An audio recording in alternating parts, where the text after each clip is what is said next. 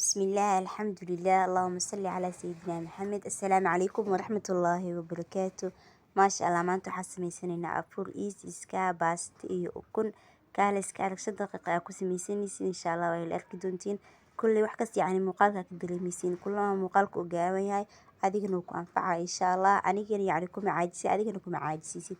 haddeena bilaabanaysaa meeshan waxa ay saaran digsiga ay saaran waxaa ku soo darsaday waxay tahay saliida ku soo darsaday digsiga markaa la baashan waa baasha burka lagu duba iyada la ukuntana aan ku kaliya meeshan aad u jeedin waxa waaye 3 xabo yaanyo si fiican idiliis ah oo soo jaray sidoo kale inta basal baamiye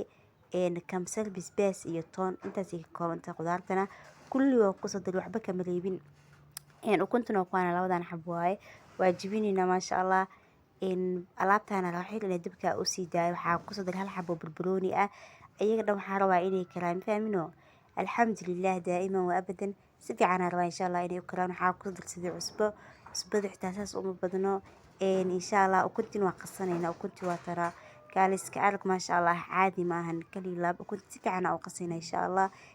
kuwan waxa rabaa inay si fiican ayagana isku dhex galaan ay karaan nyaayada isbedesho ma sha Allah dib fiican way haystaa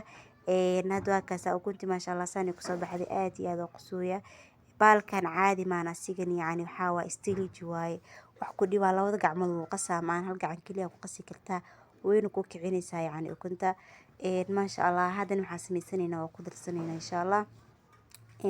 wax dhan way soo dhawaadeen caadi maan ma sha Allah basbaaska xitaa caadi maan asiga xitaa wuu isbedelay hadan waxa ku darsanay waxay tahay ukunti ku darsanay kulli ukunta ku dari doona insha Allah